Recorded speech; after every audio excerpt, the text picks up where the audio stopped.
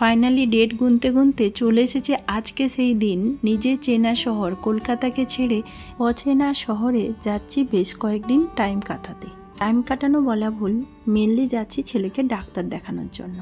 নতুন শহর, নতুন জিনিসপত্র, নতুন মানুষ, তাই হাতের নাগালে সব কিছু পাবো না পাবো একথা ভেবেই বেশ কিছু জিনিস নিজের বাড়ি থেকে প্যাক করে নিয়ে যাচ্ছি। কেন জানি না আজ রাতে একদমই ঘুম হচ্ছিল না। সকাল সকাল উঠে রান্না বান্না করে খাওয়া দাওয়া কমপ্লিট করে নিয়েছি, কিছু খাওয়ার দাওয়ার প্যাক করে নিয়েছি। যেহেতু আমাদের ট্রেন জার্নি করে নতুন শহরে যাব, বেশ অনেকটা টাইম লাগবে। ট্রেনের মধ্যে কি খাওয়ার পাওয়া যাবে পাওয়া যাবে না সেটা ভাবনা চিন্তা করে করে কিছু জিনিস প্যাক করে নিলাম। প্রথমেই যাওয়ার আগে নিজের ছোট্ট বাগানটা ঘুরে দেখে নিলাম। তারপর ফাইনালি আমাদের বুক করা গাড়ি চলে এসেছে। গাড়ির মধ্যে হাজব্যান্ড লাগেজপত্রগুলো তুলে দিচ্ছে। ফাইনালি আমি, মা, ছেলে এবং হাজব্যান্ড মিলে রওনা দিলাম স্টেশনের উদ্দেশ্যে। মা কয়েকদিনের জন্য আমাদের বাড়িতে এসেছিল, যেহেতু আমরা আজকে যাব সেই কারণে মা থেকে গেছে। তো মাকে আজকে হাওড়াতে নামিয়ে দেব এবং মা ওখান থেকে বাস ধরে বাড়ি চলে যাবে, আর আমরা চলে যাব ট্রেন ধরে নতুন শহরের উদ্দেশ্যে। সত্যি বলছি, আজকে কেমন একটা যেন ভয় ভয় ফিল হচ্ছিল। মানে একের পর এক অ্যাক্সিডেন্ট, সেই ভয়টা আজ কাজ করছিল। যদিও হাওড়া স্টেশনের এই কালারখানা দেখে আমার মধ্যে থেকে যে ভয়টা ছিল চলে গেছে। অনেক দিন পরে হাওড়া স্টেশন দেখলাম, ধরো 5-6 বছর পরে। কারণ আমরা নিউ টাউনে থাকার জন্য হাওড়াটা খুব একটা ব্যাক সাইড হয় আমাদের, সেই কারণে হাওড়া আসা হয় না। আর ট্রেনে তো আমাদের কোথাও যাওয়ার মতো পথ নেই, তো আমরা বেশিরভাগ সময় বাসেই জার্নি করি। স্টেশনের এই বড় বড় ফ্যানগুলো দেখে পুরোনো দিনের কথা মনে পড়ছিল। আমরা যখন হাওড়া থেকে বাড়ি যেতাম, খুব কমই ট্রেনে যেতাম, মাঝে মধ্যে এলে এই ফ্যানের নিচে একটু হাওয়া খেতে বসে যেতাম। বেশ কিছুক্ষণ ধরে দাঁড়িয়ে দাঁড়িয়ে সেলফি তুলে টাইম পাস করছিলাম। ফাইনালি আমাদের ট্রেন চলে এসেছে স্টেশনে। কেন জানি না ট্রেনটা দেখার পর বুকের ভিতর ধুকপুকুনিটা স্টার্ট হয়ে গেল। জীবনে প্রথমবার এরকম লং জার্নি করব। এতদিন কলকাতায় আছি, চাকরি করছি, কিন্তু কোথাও এইভাবে ট্রেনে লং জার্নি করিনি। অনেকবার লোকাল ট্রেনে এই কোলাঘাটের নদী পার করেছি, কিন্তু আজকের অনুভূতিটা একদম অন্যরকম ছিল। প্রথমবার নিজের শহর মেদিনীপুর ছেড়ে যখন উড়িষ্যায় প্রবেশ করলাম এবং ফার্স্ট টাইম যখন পাহাড় দেখতে পেয়েছিলাম, সত্যি বলবো সে যে কি খুশি হয়েছিলাম, সত্যি বলবো সে ফিলিংসটা আমি বলে বোঝাতে পারবো না। দারুণ খুশি হয়েছিলাম। তখন সবে সন্ধ্যা নামছে, স্টেশনে ট্রেন দাঁড়িয়ে আছে এবং বাইরে এইভাবে খাবার বিক্রি হচ্ছে। সব কিছু জিনিসটা ছিল আমার কাছে নতুন। উড়িষ্যাটাও আমার কাছে নতুন ছিল, মানে এর আগে কোনো দিন উড়িষ্যা আসিনি, এই প্রথমবার ট্রেনে করে উড়িষ্যা এসেছি। সব কিছুটাই আমার কাছে নতুন, পাহাড় দেখাও একদমই নতুন ছিল। তো সত্যি কথা জিনিসগুলো বিশাল ভালো লাগছিল। এখান থেকে মানে ট্রেন থেকে খাওয়ার অর্ডার করেছিলাম, তো খাওয়ার দিয়ে গেছে। ভেজ থালি অর্ডার করেছিলাম, সেই মতো ছেলেকে খাইয়ে দিলাম। তারপর যখন এক একটা শহর ছেড়ে আর একটা শহরে ঢুকছি, মানে স্টেশনে ঢুকছি, তো সে যেন পাহাড়ে ঘেরা। উফ, এই সিনারিটা আরও সুন্দর লাগছিল। ট্রেন সাথে সবুজ জঙ্গল, সাথে পাহাড়, সেই দেখার মতো। ট্রেনের মধ্যে তো আমাদের একটা ছোট্ট রুম হয়ে গিয়েছিল এবং তার মধ্যে নতুন ফ্যামিলি মেম্বারও যোগ হয়ে গিয়েছিল।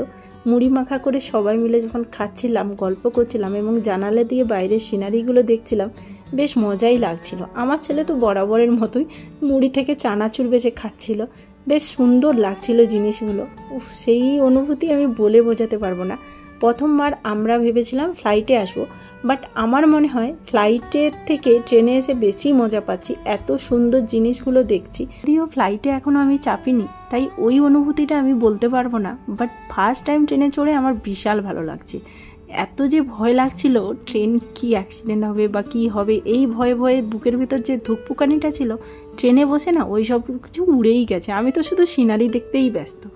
এত সুন্দর লাগছিল যখন এক একটা স্টেশন আসছিল, মানে অন্ধ্রা, তারপর হচ্ছে বিজয়বাড়া, উড়িষ্যার পরে পরে যখন একটা একটা করে স্টেশন আসছিল, উফ, সে যে কি সুন্দর লাগছিল। মানে এইসব মানুষদের সঙ্গে আগে তো আমরা দেখা হয়েছে, মানে অন্ধ্রপ্রদেশের মেয়েদের সাথে বা বিজয়ারা, বিভিন্ন রকম, আমরা যেহেতু চাকরির লাইফে ছিলাম যখন, ওদের সাথে দেখা হয়েছে। জায়গাগুলো শুনেছি, কোনো দিন আসা হয়নি, আসার প্রবল ইচ্ছা ছিল কিন্তু হয়ে ওঠেনি। আজকে যে ট্রেনে যাচ্ছি সেই থ্রুতে যে দেখা হয়েছে, বিশাল ভালো লাগছিল। ফাইনালি ট্রেনটা আমাদের স্টেশনের কাছে চলে এসেছে, সেই কারণে ট্রেনটা একবার ঘুরে দেখে নিলাম। আর আমাদের যে সিটের সব জিনিসপত্রগুলো হাজব্যান্ড একটু গুছিয়ে দিচ্ছে। এতক্ষণ যেহেতু আমাদেরকে সুন্দর সার্ভিস দিয়েছে সেই কারণে হাজব্যান্ড গুছিয়ে দিল। তো ফাইনালি আমরা কাঠপাটিতে নেমে গেছি। ওখান থেকে নেমে প্রথমে ওভারব্রিজ দিয়ে চলে যাই।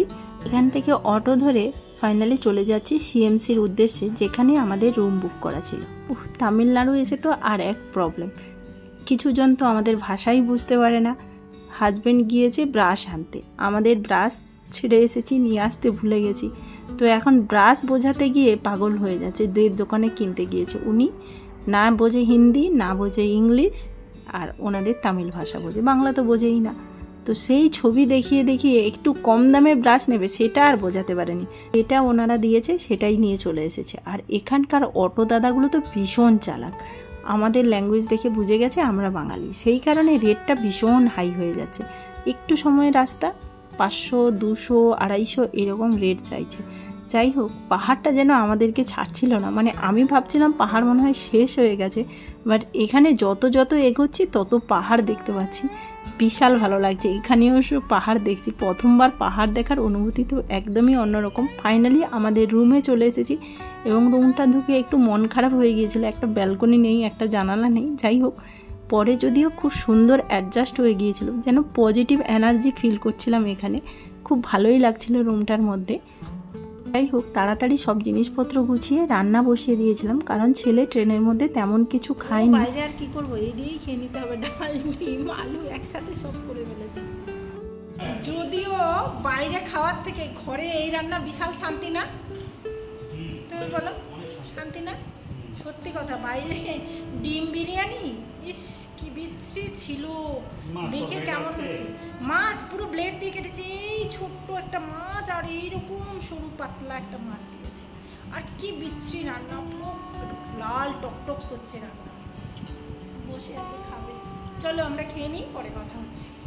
আমরা তো কিছু জিনিস এনেছি, বাট মাছ ডিম তো আনা হয়নি, তাই হাজব্যান্ড চলে গেছে একটু মাছ আনতে। ছেলে মাছ ছাড়া আবার ভাত খায় না, তাই আমরা এখানে একটু বসে আছি। আমরাও যাব বলে রেডি হয়েছিলাম, কিন্তু যে দাদার থেকে রুম বুক করেছিলাম ওই দাদা এসেছেন, ওনার সাথে হাজব্যান্ড বেরিয়ে গেলেন বাজারে, তো কিছু বাজার টাজার করে নিয়ে চলে আসবে, তাই আমরা আর গেলাম না। ওকে বন্ধুরা, টাটা, দেখা হচ্ছে নেক্সট ভিডিওতে। আমার ভিডিওটি কেমন লেগেছে অবশ্যই কমেন্ট করে জানাবেন, ভালো লাগলে লাইক করবেন, চ্যানেলটি সাবস্ক্রাইব করে পাশে থাকবেন।